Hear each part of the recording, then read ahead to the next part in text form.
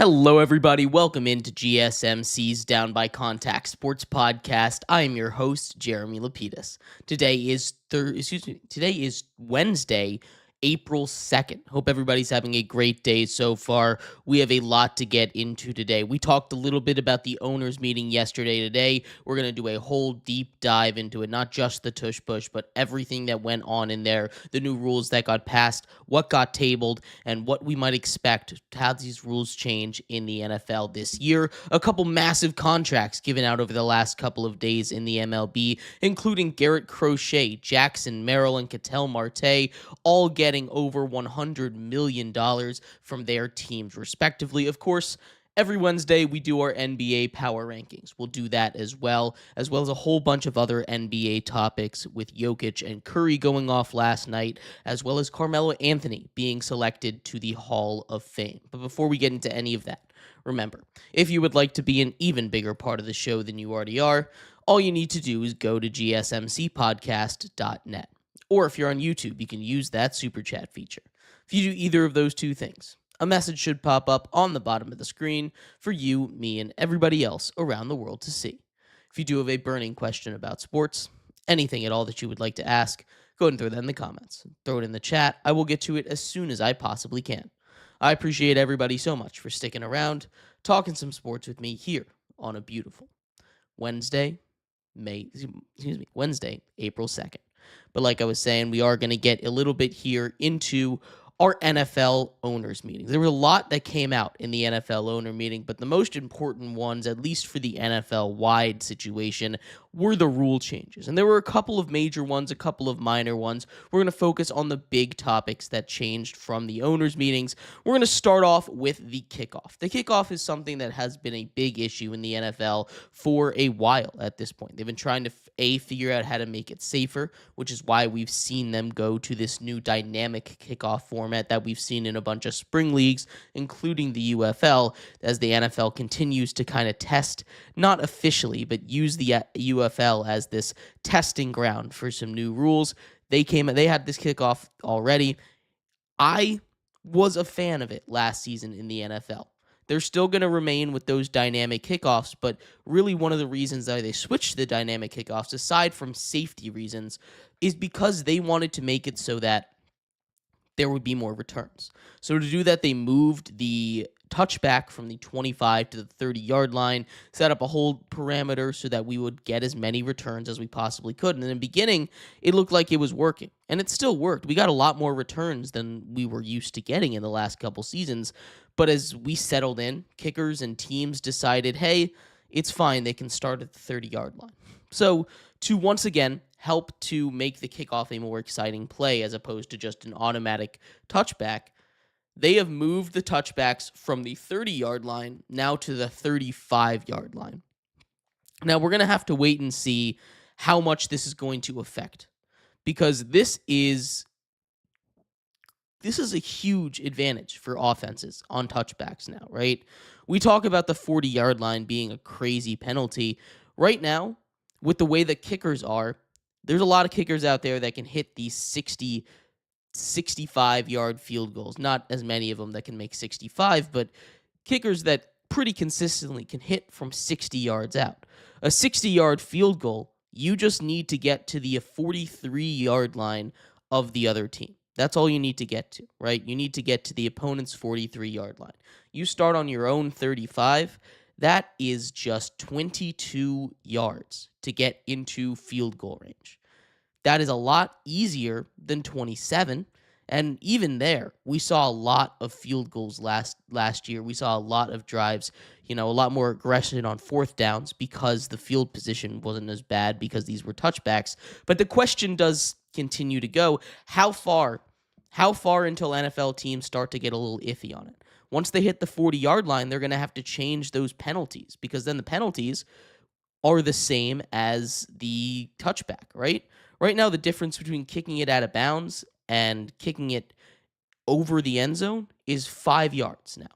Unless they decide to change that penalty, I think we might see a lot more teams try to do that risky strategy of kicking it more towards like a coffin corner kind of situation, trying to get it to go out of bounds in the end zone after it bounces in that landing zone, with the risk being 5 yards as opposed to 10 yards. Now, that's something that I think we might see some NFL teams implore this season. But overall, I wonder if the 35-yard line really does change some things. We saw the 25 to the 30 didn't do too much, but as we continue to inch our way closer and closer to the 50-yard line, closer and closer to NFL kicker field goal range, I just get the feeling that eventually this will work. And I can see it already. If it doesn't work again this year, they might push it to the 40.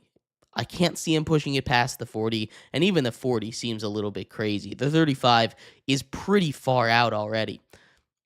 But anything to get that kickoff to be a real play rather than just a touchback is kind of their goal right now.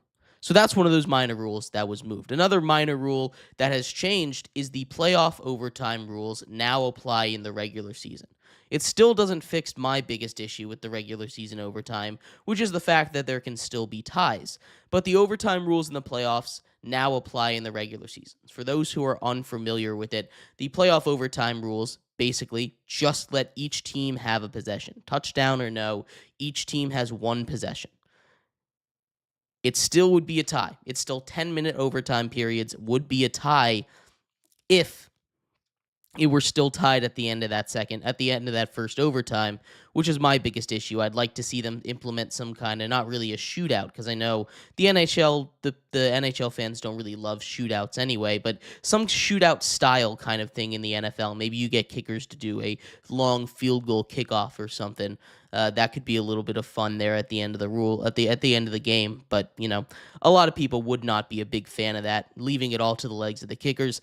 There's a lot of things they can do, but to get the overtimes to be a little bit more fair, we'll see how this goes. This is how the old overtime rules used to be before they made the changes. I like it. I like the fact that both teams get a chance. I just like to see them try and figure out a way around ties. The other minor rule that did get passed is the fact that they will be moving off of the chain game. And maybe this one is a little bit more major than we think. We're already seeing in a lot of different sports. Soccer, for instance, uses their VAR. They've got these cameras that can tell you exactly where the ball is. They use the computer models to go and check if it's over the line, if it's offside, stuff like that. We've seen it work over there. We've seen it work in the UFL, more crucially, where they're using the chip in the ball, measuring it down to the centimeter, off a margin of error of just centimeters, trying to figure out, is it a first down? Where is that ball being spotted? This is something that, might anger those old heads in football, the people that are like, we can't change it. Go yell at a cloud, right? This is something that is good for the game. We've seen so many controversies. Obviously, the one that pops into your head from most recently is the Bills-Chiefs one, where a lot of people, people that were broadcasting the game, people that cover the sport, thought it was a first down. It was ruled as not a first down. Chiefs get the ball back, and that ultimately helped send the Chiefs to the Super Bowl. Not the only reason, but definitely a major reason why the Bills didn't win that game. Now we get the computerized world. We've seen it in tennis. We've seen it in soccer. We've seen it in spring football. Now they're going to partner with Sony to help spot the ball. You're still going to have the refs out there. And, as much as the chain gang is good for what football looks like, it's a good thing that it's gone. Because one of the things that the chain gang does cause is injuries. There has been a non-zero amount of injuries due to this chain, due to the chain gang. It's still just it's literally a chain on the ground. Players can trip over that, get their cleats caught in it. It has happened in the past. It can lead to some nasty stuff, and it's just a big thing of metal. Now that that's out of the game, not only does that help with a minimal amount of player safety, to be fair, but it does help with player safety a little bit, and we're going to be more accurate. Hopefully the NFL does this right. We're still going to have to see it in action in the preseason before anything really happens, but I do love the fact that the chain gang, no more, it's still going to be a part of the lingo. It's going to be one of those things that we say and we don't really understand what it means. We're going to have to go back, they used to measure the first downs with a literal chain. So That's going to be a little fun piece of trivia in the next 20 years. But outside of that, nothing else major was passed. There were a couple major things that were talked about but were tabled, including the tush push. The tush push is one of the big conversations coming out of the owners' meetings, with 16 of the 32 owners in favor of banning the play. Now, we've been over this a couple times. I'm not a big fan of the tush push getting banned. I think it's one that you just need to figure a way to stop it. I also understand teams making certain arguments. The arguments that they're making for why it might be banned make no sense to me, though.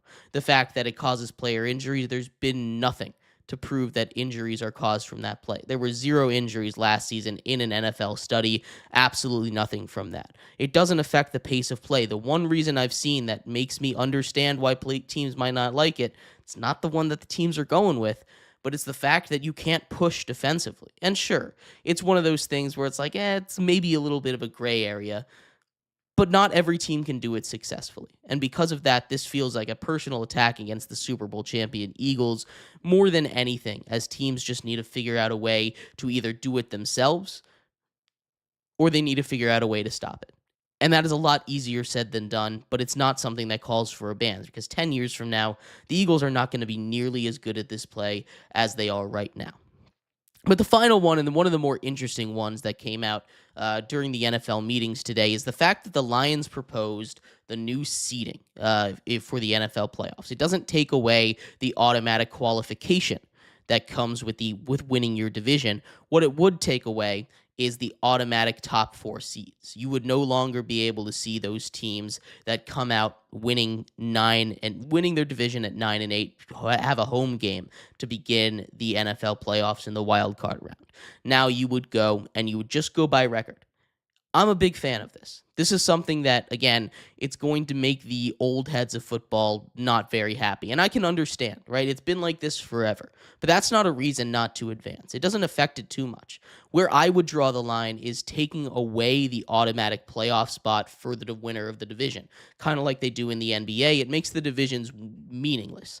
And I like the fact that you have these pre-baked rivalries in the NFL. It's something that makes it mean more, especially when you play these guys 2 times every single year. It helps really build up the culture in that sport, a little bit of a rivalry between the players, not just historic rivalries. Maybe, now you get these guys a reason, some tight games, some things, said a little bit, trash talked a little bit too much. You're going against them 2 times a year. It gets the players actually into the rivalry a little bit. And I do really love that about the NFL. As long as the winner of their division still gets a spot in the playoffs, I have no issue with reseeding based on record, because you want to reward teams like the Vikings last year that won 14 games. They were rewarded with a 5 seed. They were one of the best 5 seeds by record of all time. And this is not just a thing from last year. You can go back ever since they expanded to 7 teams. Every single year, all but 1 year, you would have shuffled everything around in each of those conferences. Sometimes you'd shuffle all the way up to the 2 seed. Sometimes you would just shuffle over to the 4 seed. But the 4 seed a lot of times falls to number 7, falls to number 6, falls to number 5, right? This is not a huge deal. I really don't think it is, but it's something that I would be interested in seeing. I doubt that one's actually going to pass, but that is something that I would be in favor of if I was voting on it. But I'd love to hear your thoughts. What were your biggest takeaways from the NFL owners meeting? What do you think? What do you think is going to happen with these rules? How effective do you think these rules are going to be? What do you think of some of the stuff that did or didn't get passed? I'd love to hear your thoughts. We're going to take a quick break. When we come back, we turn our attention over to baseball. The baseball season about a week in now. Tomorrow will be 1 week in. There were 3 major contracts handed out over the last couple days. We're going to break each of them down, talk about whether or not they deserved it, and much more. Coming up next here on GSMC's Down by Contact Sports Podcast.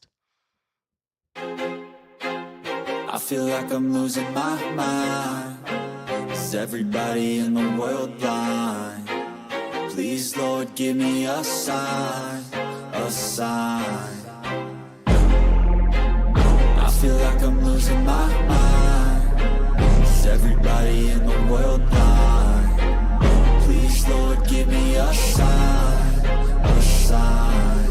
I wanna be the greatest. Everybody on the fake shit. I look around and feel like everybody is the fakest. I make this every day and I'm impatient, hoping one day I blow up from the basement. Statement, the top is so vacant. I don't hear shit that I think is amazing. Waiting for my day when I'm playing sold out shows for 1,000 faces. Hey, give me that crown, get in my way and to be put down. It ain't your place, all this my town. If I want that shit, then I'll get it right now. I'm losing it, the noose it fits, some loose shit, a stupid myth. You choose to live or choose to dip, you choose to fight or lose your grip and lose a gift. Oh, I feel like I'm losing my mind. Is everybody in the world blind? Please, Lord, give me a sign, a sign. I feel like I'm losing my mind. Is everybody in the world blind?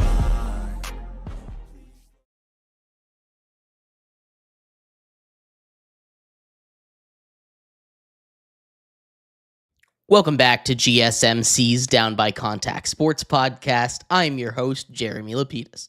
Today is Wednesday, April 2nd. If you were just tuning in, we just finished going over the major rule changes that took place at the NFL owners' meetings over the weekend. In this segment, we turn our attention to baseball. The season is young, but that doesn't mean major contracts aren't already being handed out. We're going to talk about three major players that got massive new contracts coming up in just a second. But before we do, remember, if you would like to be an even bigger part of the show than you already are, all you need to do is go to gsmcpodcast.net.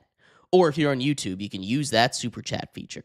If you do either of those two things, a message should pop up on the bottom of the screen for you, me, and everybody else around the world to see. If you do have a burning question about sports, anything at all that you would like to ask, go ahead and throw that in the comments. Throw it in the chat. I will get to it as soon as I possibly can. I appreciate everybody so much for sticking around, talking some sports with me here on a beautiful Wednesday, April 2nd. But like I was saying, we are going to get a little bit here into the world of baseball. There have been three massive new contracts given out over the last couple of days, and we're going to go from oldest to newest. So starting off with Garrett Crochet. Garrett Crochet was traded to the White Sox, from the White Sox to the Red Sox this offseason. Ace pitcher being sent over there for a couple prospects, and he, in one outing so far this season, hasn't looked like a world beater, but it was his first outing. 5 innings, gave up a couple runs there. Didn't win, didn't lose. He's pitching right now, actually. So that's his first start after a massive contract. The Red Sox rewarded him for coming over, giving him a 6-year, $170 million deal. Now, this is absolutely worth it. Again, they traded for him. They gave up a lot for him. It wasn't a cheap trade to go and get a number one starter, a true ace. It's not the first time they've done that. They did a similar thing when they traded for Chris Sale. They traded for him, then gave him a massive contract. Garrett Crochet is a lot like Chris Sale in the fact that he's one of the most prolific strikeout pitchers that we have seen in a very long time. He's not to the level of Chris Sale, although he's very close to that level, averaging over his career 12 strikeouts per 9 innings. Chris Sale is ahead of him at about 12.9 is where he's at. That's in the same range of Spencer Strider. But what Garrett Crochet's been able to do since coming over is really incredible. And the fact that the Red Sox were able to lock him up on what, at the end of the day, isn't that insane of a deal. I mean, you're talking about some guys making way more than that for the level, right? You're talking 170 over 6 years, $28 million a year. That is not the worst. Max Scherzer was making more money than that when he signed his massive contract. Justin Verlander also was making more money than that when they were a lot older. Locking him up for 6 years on what isn't a cheap contract, but also isn't going to break the bank for the Red Sox here is huge as they continue to build around a very talented pitching staff once they can get a little bit more healthy. Speaking of young guys that got locked up with a massive discount, how about Jackson Merrill? Jackson Merrill was a rookie phenom for the San Diego Padres last year. He didn't win Rookie of the Year because there was a little guy named Paul Skeens over there that just had a little bit something to say. But he got rewarded for his incredible year and what he started off this season as the Padres start off red hot this year right now. 9 years, $135 million. That is $15 million per year for Jackson Merrill. Jackson Merrill is amazing. You look at what this kid has done in such a short period of time. He has already established himself as a star on a team loaded with stars. It's very hard to come out and prove that you are a special player when you are playing with the likes of Manny Machado and Xander Bogaerts and all of these guys that are on this team, Fernando Tatis Jr., everybody else that makes this team as special as they are. But Jackson Merrill has absolutely done that. Playing center field, amazing defensively, amazing at the plate. Getting him for $15 million a year is a steal. This is almost as much of a steal as the contract the Royals gave to Bobby Witt Jr. or the contract that the Mariners gave to Julio Rodriguez. This is why I always say in sports, it's good to get them early. He's locked up for 9 more years. He's going to be locked up through his prime, basically, until he's at least the age of 30. Jackson Merrill will be on this Padres team. It's incredible what it can do for your team's finances by locking players up early. I love this contract. I think Jackson Merrill is only going to continue to grow. He's not quite an MVP caliber player yet, but there is a chance that maybe he gets there, and giving him a contract for only $15 million a year is an absolute steal for a guy like Jackson Merrill. I love this deal for the Padres. And with how much money they're spending, the fact that they're able to get a young guy that they developed for only $15 million a year is huge. This team is going to continue to grow. They have shown a very, very much a willingness to spend big on players. Jackson Merrill is yet another example of that. The last contract that was given out, though, Ketel Marte, the all-star second baseman, was re-upped with the Diamondbacks, a 6-year, $116 million extension for him. Ketel Marte has been a huge part of what makes this Diamondbacks team run so smoothly. He was a huge part of them making it all the way to the World Series. He was a huge part of what was a super dynamic offense last season when the pitching broke down and they ended up missing the playoffs. Ketel Marte is a must-have, and at 6 years, $116 million, getting him again less than $20 million, you still, have to go out and sign guys like you have to go out and sign the other guys on your roster, right? You have to go out and sign Corbin Carroll.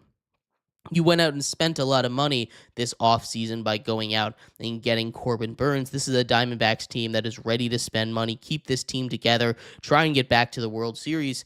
I think this is a very dangerous Diamondbacks team, and I can't wait to see what happens. Ketel Marte is an excellent signing for them. He's someone that I absolutely love coming back to the desert in Arizona, playing for the Snakes. But I'd love to hear your thoughts. What do you think of these 3 massive contracts? Which was the best one? Which one is the best value? And which one of these players do you think will end up outvalued? Do you think all of these players will be outvaluing their contracts in the next couple years? I'd love to hear your thoughts. We're going to take a quick break. When we come back, we turn our attention to the NBA. It is Wednesday, and that means our NBA Power Rankings hot off the press for you. Some movement up at the top from last week. We'll talk about who's there, who's where, coming up next here on GSMC's Down by Contact Sports Podcast. Looking for your daily fix of sports talk without having to pay for it? GSMC Sports Network is available on YouTube. Just search GSMC Sports Network. Get your fix of daily sports talk shows on YouTube, absolutely free. NFL, college football, NBA, MLB, MMA, UFC, fantasy football, and so much more. GSMC Sports Network has shows running all day long, with new sports shows starting every 2 hours. Just like on your favorite cable sports channel, except GSMC Sports Network is absolutely free. Just search GSMC Sports Network on YouTube to catch one of your new favorite shows, like the GSMC College Football Podcast, Chip Shot Football Podcast, Hoops and Heels Women's Sports Podcast, GSMC Basketball Podcast, and so many more. Check it out for yourself. GSMC Sports Network, now available on YouTube absolutely free. Search GSMC Sports Network on YouTube right now.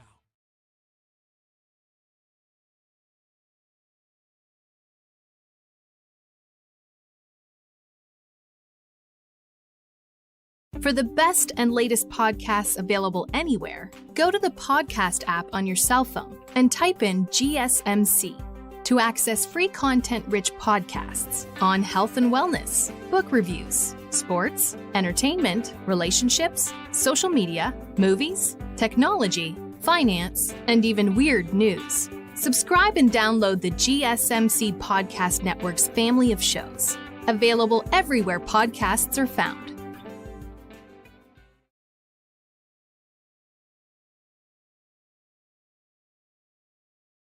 Welcome back to GSMC's Down by Contact Sports Podcast. I am your host, Jeremy Lapidus. Today is Wednesday, April 2nd. If you were just tuning in, we just finished going over the massive contracts given out in the MLB to Garrett Crochet, Jackson Merrill, and Ketel Marte. In this segment, we turn our attention to basketball. The NBA season is winding down. That means one thing. The NBA playoffs are right around the corner. We only have a couple more power rankings to go before we get to the most exciting season, playoff season for basketball. We got our next NBA power rankings coming up here in a second. But before we do, remember, if you would like to be an even bigger part of the show than you already are, all you need to do is go to gsmcpodcast.net. Or if you're on YouTube, you can use that super chat feature. If you do either of those two things, a message should pop up on the bottom of the screen for you, me, and everybody else around the world to see. If you do have a burning question about sports, anything at all that you would like to ask, go ahead and throw that in the comments. Throw it in the chat. I will get to it as soon as I possibly can. I appreciate everybody so much for sticking around, talking some sports with me here on a beautiful Wednesday, April 2nd. But like I was saying, we're going to get into our NBA power rankings here, starting off at number 30, where once again, the Utah Jazz sit. The Utah Jazz are currently tied for the worst record in the NBA. They have been down there for quite a while. This is not a good Utah Jazz team. I don't think that's too bold of a statement for me to make right now. This is a Utah Jazz team currently eliminated from the playoffs, sitting at 16-60. That is, again, tied with the Wizards for the least amount of wins, I should say, in the NBA right now. The Jazz, the reason they're not below the Wizards is just because they don't have a lot of young guys that I'm excited to see. This is a Jazz team that doesn't have a lot set up for the future. That number one pick would be huge for them. At number 29, I've got those Washington Wizards. They are sitting at a nice, respectable 16-59. They, of course, the bottom of the Eastern Conference there. They've walked away from their number one overall draft pick, basically guaranteed, by winning a couple games after the break. And overall, they've looked pretty solid, but they're back to their losing ways. They haven't been necessarily close the last couple of times out, which at least they had been competitive when they were right after the All-Star break, right after the trade deadline. They had been competitive for a little while. They're back to not being competitive. 2-8 over their last 10 is simply not good enough. Right above them, though, it's the team that they've beaten the most. The Charlotte Hornets. The Charlotte Hornets, also not a good team, but injuries have contributed a lot to that. Sitting at 19-56 right now, this is a Charlotte Hornets team that, if they can stay healthy, again, it's a big if with this team. They haven't really been able to do it all of LaMelo Ball's career. Maybe they can be a play-in style team. We'll just have to see. The Eastern Conference is all locked up for playoffs. The Western Conference, still a little bit of a jumble there, but it just has not been very good. At number 27, we have the 76ers. News broke today that Joel Embiid is going to undergo some surgery on his knee. We hope that he has a successful surgery and recovers quickly. It's always better when he's out there on the court, and that's been the issue this year. He hasn't been out there on the court. Paul George has been suffering injuries. Tyrese Maxey also dealing with injuries, not enough. You had a promising rookie in Jared McCann, also out for the season with an injury. This is a team that, if it stays healthy next season, could once again return to the top of the East, but this is just not their year. 23-53, it's just a big mess. At 26, we have the Brooklyn Nets. The Brooklyn Nets have figured out a way to lose recently. Now, they have won 2 straight games, but still 3-7 over their last 10 games, 25-51 overall on the season. This is a Nets team that came into the season trying to lose games. They traded for their own picks back in the expectation that they will lose a lot of games. They were right about that, but I think they were a little bit better than they expected. We'll see where that lands them in the lottery. At number 25, we have the Raptors. They've shown some life as of late. They've been pretty solid, average, you might say, 5-5 over their last 10 games, sitting at 28-48. Again, not their season. Injuries have really ruined it. They weren't able to quite replicate the success that they had last season. This is still a really young team. It's a young team with a lot of potential on it. They bring in Brandon Ingram and extend him, actually, so he's going to be there for a little while longer. It's a solid trade deadline if he's able to stay healthy and be the guy that we all know he can be when he's out there on the court. But the Raptors, this again, was just kind of a throwaway season for them after the way things started. At 24, we've got the Pelicans, and it's kind of been the story of all of these teams, right? All these teams that are eliminated from the playoffs, injuries. Zion shut down for the year. CJ McCollum shut down for the year. All these guys that could have been on what I think truly could be a very good team just couldn't stay healthy, not at the same time. Maybe they can get back. Maybe they can be healthy next season, but with the way this Pelicans team has been over the last couple seasons, there's no way I can count on them to be anything other than injured. At 23, we've got the Spurs. I hate to sound like a broken record, but again, injuries have been the story of this team. Victor Wembanyama goes down. They trade for De'Aaron Fox. He goes down for the year. Even their coach, not quite an injury, Greg Popovich had to step away from coaching due to medical concerns. He might be back. We don't know the timetable on Victor Wembanyama. He's out indefinitely. He should be ready for next season based on reports. This is a team that's punting for next year. They've got a lot of young talent. They've got a lot of guys ready to explode once Victor Wembanyama makes his return. But they're the first team that's still alive for the playoff race in our power ranking so far. Right above them, we have the Portland Trail Blazers. They look like that they might find a way to the play-ins this year. I was kind of rooting for it. They're not dead in the water yet. At 33-43, they're only 3.5 games back of the Sacramento Kings, who currently hold that 10 seed. The Trail Blazers have kind of been mediocre. They started off incredibly hot after the All-Star break, one of the hottest teams in basketball. They've kind of cooled down a little bit. They've gone 5-5 over their last 5 games. Over the last 10 games, But this is a team that's still very much alive. I think with the young guys they have, Denny Avdija has really stepped up this season. Maybe they can find a way, potentially, to make it over the Kings and the Sun.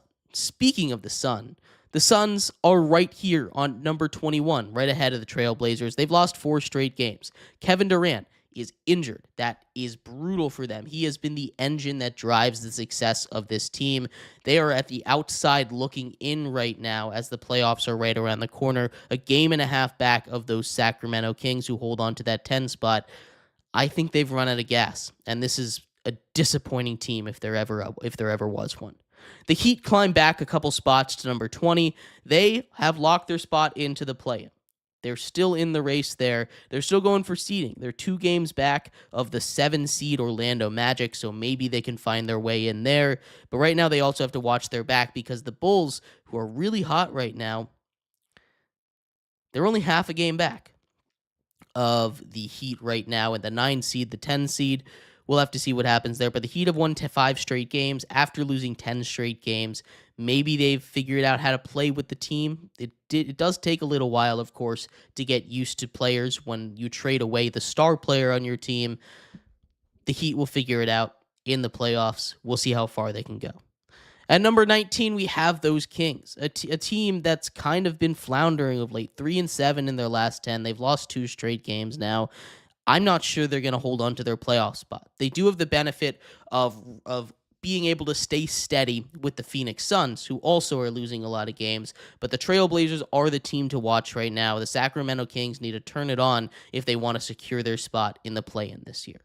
At number 18, we have the Bulls. This has been a very hot team. Now, they haven't been unbeatable, But compared to where they were at the beginning of the season, this is a Bulls team that has really turned a corner. I love the way that the rookie Matthias Buzelis has been playing. This is a Bulls team that I really am a fan of. I just don't think they're quite ready to make a deep run this year. Speaking of a team I really do like, it's the Orlando Magic. They are starting to get healthy at the right time. They are pretty much locked into the play-in. They're 5 games back of the Milwaukee Bucks. They're currently sitting at 37-40, so 77 games in. They've only got 5 games to go. Maybe with the way that the Bucks are floundering, they can find a way to take over that 6th seed, but they're basically locked in. They just need to stay healthy right now. They need to continue relying on their guys because when they're all there, this is a team that I think can cause a lot of damage in the postseason.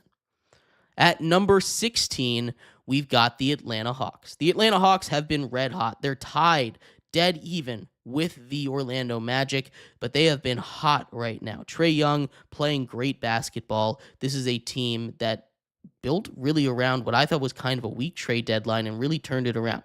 I'm really impressed with this Hawks team. At number 15, though, we have the Mavericks. They're getting healthy. Daniel Gafford has come back. Anthony Davis is coming back soon. They're still not going to be Anthony Davis already back.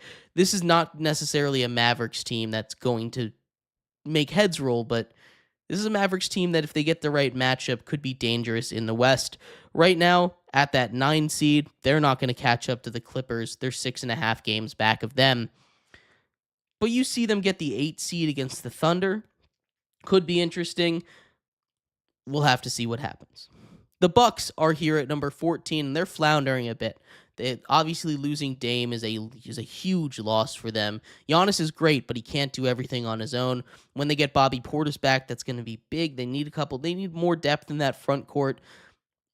I just don't know how deep this Bucks team is going to go, especially from that 6th seed position matched up against the Knicks. At number 13, I've got the Pistons. The Pistons are their own thing. The bad boy Pistons are back, right? They got into a bit of a fight, a little scuffle, couple ejections they're going to have to deal with. This is a Pistons team that is locked basically into that 5 seed, currently sitting 2 games back of the Pacers. They're not out of that. They're not out of the woods. They could potentially climb up to the 4 seed there, but still, they're most likely going to be playing the Pacers, so it's not really worth the chase unless they truly think that that home court advantage means a lot. Maybe they try a little bit, but right now they're trying to stay healthy, be ready for a playoff series with a young roster. At number 12, we've got the Clippers. Seeing a play-in team above a playoff team, that's the disparity right there between the East and the West. James Harden has been playing amazing basketball. Kawhi Leonard is back healthy. They're trying to make sure he can stay healthy for the playoffs. He doesn't do back-to-backs right now. This is a Clippers team that has really surprised me. They've, honestly, has been the good surprise of the season for me, other than the Pistons. I thought the Clippers were going to be really bad, but they turned it around, or didn't turn it around. They stayed successful. I'm really shocked how good the Clippers are this year. At number 11, we've got the Knicks. They just need to get healthy. Without Jalen Brunson, they've been kind of average. They still need to figure out what's going to happen at center. The injury bug just continues to get this team. If they just can stay healthy, this is a dangerous team. But for now, they're outside the top 10. Getting into the top 10, though, we have the Memphis Grizzlies. They fire their coach in one of the more interesting moves that I've seen in a very long time with just 9 games to go. They haven't won a game since. It's not the greatest move for the locker room, I don't think. I don't really understand it. Even if they were going to move off of him at the end of the season, firing him now just completely takes all the momentum you've gathered and throws it out the window. I'm not a big fan of what the organization did there. The Timberwolves at number 9 have been really hot. They are right there, tied with the Memphis Grizzlies for that at that 6-7 line, trying to get to out of the play-in into the playoffs. Half a game back of Golden State. A statement win against the Nuggets last night is going to do wonders for them. The way that Anthony Edwards and that team has been playing of late has been amazing. They've won 3 straight. 7-3 in their last 10 games. This is a Timberwolves team that is absolutely rolling at the right time. Speaking of rolling at the right time, that's what the number 8 team in our power ranking is doing as well, the Pacers. They go out there, they have clinched a playoff spot. That's right. They are the first team on our list that has clinched a playoff spot, one of just 5 teams in the NBA that has clinched a playoff spot so far. This is a really good Pacers team. This is a Pacers team that, despite dealing with injuries, has continued to stay hot. I love the way this Pacers team plays basketball. They're going to be a tough out again in this year's Eastern Conference playoffs. At number 7, though, we've got the Lakers. I did drop them just a little bit from last week. Or excuse me, I did move them up a little bit from last week. They're up 2 spots from last week because they're getting healthy again. That's kind of been the story in every sports league, but especially for this Lakers team. Anthony, when you have Austin Reeves playing the level of basketball that he is right now, LeBron James still doing his LeBron James thing. You've got Luka Doncic, of course, doing Luka Doncic things. This is a Lakers team that's going to be a really, really tough out. But I just don't feel like with the defense that they've been able to play, I don't think it's going to be able to stand up to the scrutiny and intensity of playoff basketball. And that's why I have the Warriors ahead of them.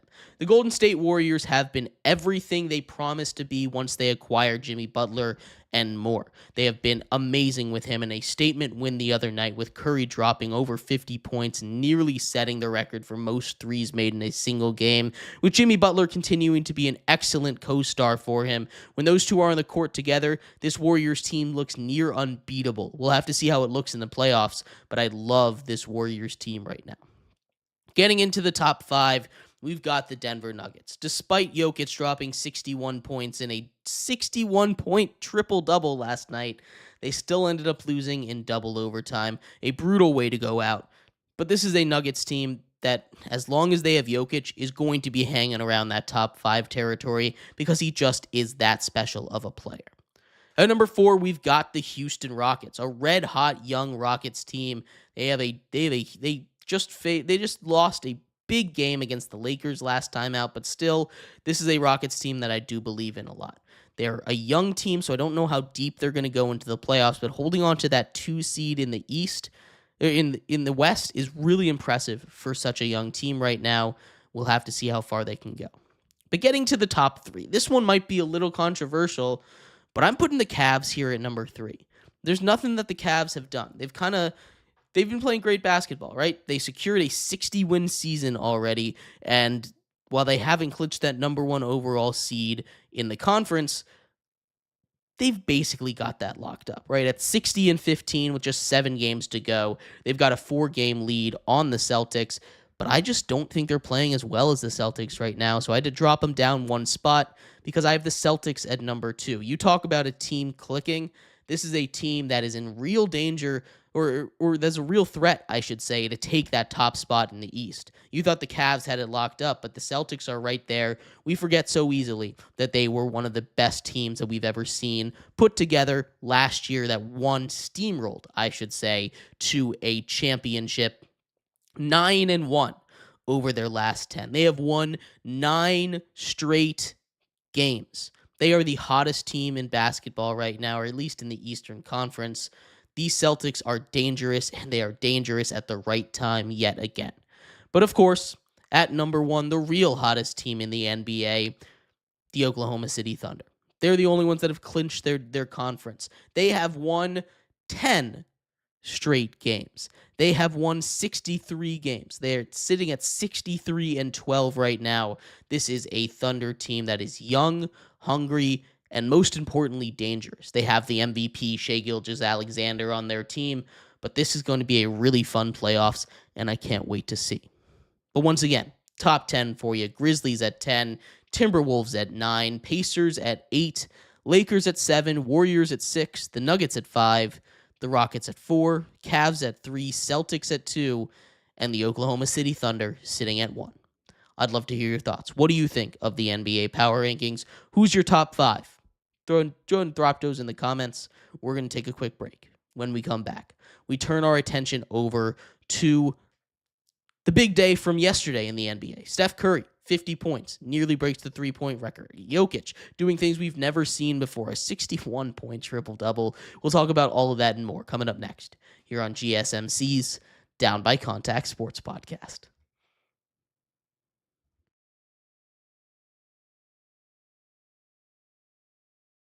For the best and latest podcasts available anywhere, go to the podcast app on your cell phone and type in GSMC to access free content-rich podcasts on health and wellness, book reviews, sports, entertainment, relationships, social media, movies, technology, finance, and even weird news. Subscribe and download the GSMC Podcast Network's family of shows, available everywhere podcasts are found.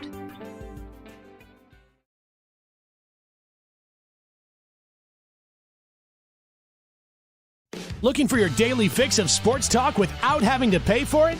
GSMC Sports Network is available on YouTube.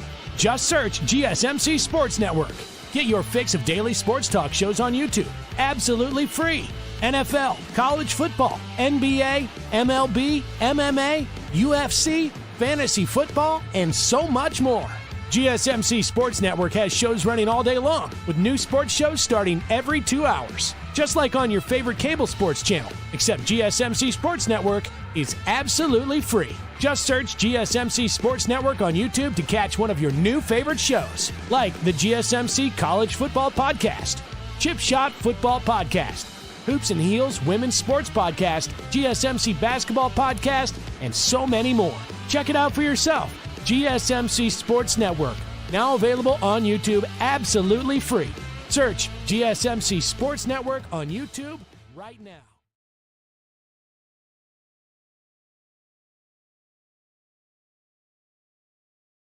Welcome back to GSMC's Down by Contact Sports Podcast. I am your host, Jeremy Lapidus. Today is Wednesday, April 2nd, if you are just tuning in. We just finished going over our NBA power rankings as we do each and every single Wednesday.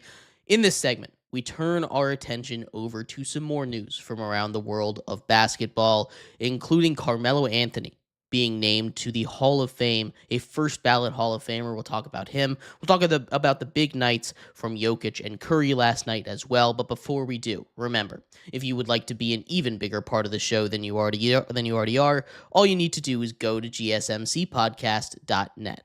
Or if you're on YouTube, you can use that super chat feature. If you do either of those two things, a message should pop up on the bottom of the screen for you, me, and everybody else around the world to see. If you do have a burning question about sports, anything at all that you would like to ask, go ahead and throw that in the comments. Throw it in the chat. I will get to it as soon as I possibly can. I appreciate everybody so much for sticking around, talking some sports with me here on a beautiful Wednesday, April 2nd.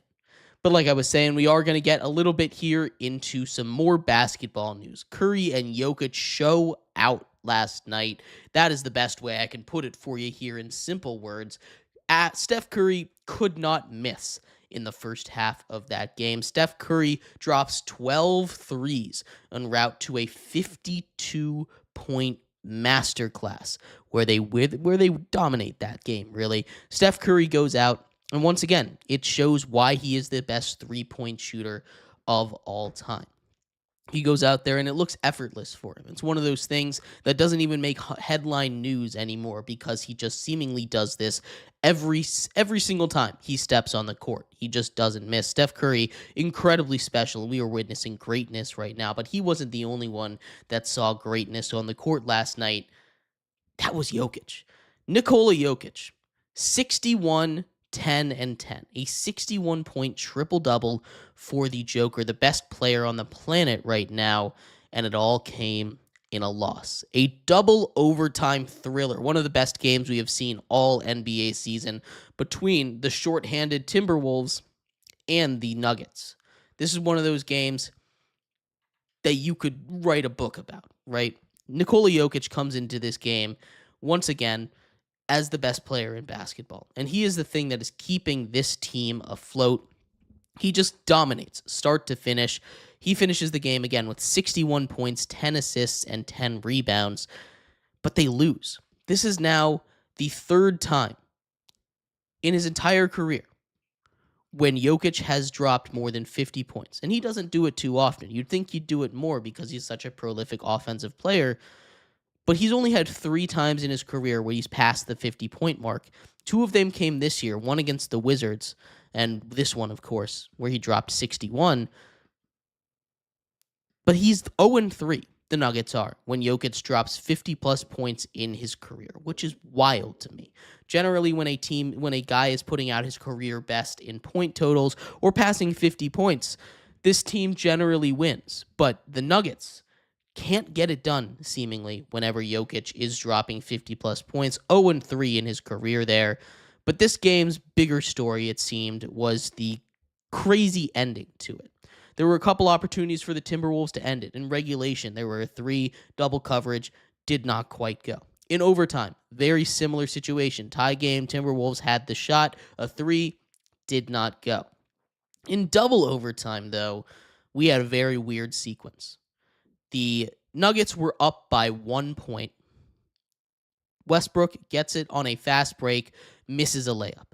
Less than 10 seconds to go, clock is ticking. The Timberwolves get the ball across half court. They get the ball into the corner where Westbrook, in a last-ditch effort to try and play defense, lunges at the three-point shooter. Now, it's not necessarily a move that I disagree with, but you have to understand basketball at that point. You don't want to foul. Fouling is the worst thing. It wasn't the most obvious foul, but he did land in the area where the shooter needed to land, and you got to give the shooter the ability to come back down. It's just not safe if you don't give him that landing space. So I do understand the foul call there. Russell Westbrook is an incredibly talented player. He's going to be a Hall of Famer, most likely a first ballot Hall of Famer. But that was one of those just not paying attention, not high basketball IQ moments. He's had a couple of those over his career. A lot of those came with the Lakers. He's been a lot better this season, but it all kind of came out in a big moment where he's just trying too hard to make a play, maybe make up for the fact that he missed a layup on the other end. A little bit too much. They end up losing that game by 1 point. A lot of it, and again, it's not just on Westbrook there, but a lot of it does boil down to a couple of mistakes that Westbrook made at the end of that game right there. But outside of that, the other major piece of NBA news came for the Hall of Fame, as Carmelo Anthony was named a Hall of Famer. Not just a Hall of Famer, a first ballot Hall of Famer. Carmelo Anthony, of course, a legend in the game of basketball. He's a 10-time All-Star, a 6-time All-NBA player, 2012, 2013 scoring champ with the New York Knicks, a Knicks legend, someone that will or already has his jersey retired over in New York. Syracuse as well. He's one of the best one and done players of all time in college basketball, leading Syracuse on a great and a pretty deep NCAA tournament run. Carmelo Anthony absolutely deserves to be in the Hall of Fame here. He is someone that doesn't really get enough respect because he came in that same draft class as LeBron James. So he didn't end up winning Rookie of the Year, but he was on that All-75, the 75th anniversary team that the NBA did a couple years ago. Top 75 basketball player of all time, according to the NBA. He's a legend of the game. Congratulations to him for being named to the Hall of Fame. But I'd love to hear your thoughts on any of this. What did you think of the games last night? Curry and Jokic. What do you think of Carmelo Anthony being inducted into the NBA Hall of Fame? I'd love to hear your thoughts. And thank you, everybody, so much for tuning in to today's episode of GSMC's Down by Contact Sports Podcast. I have been your host, Jeremy Lapidus. We will be back tomorrow talking all things sports. More stuff out of the NFL as the NFL draft is right around the corner. The MLB continues to go. The Dodgers are chasing history as we speak. We'll talk about that and much more then. I'll see you. Have a good one. Bye-bye.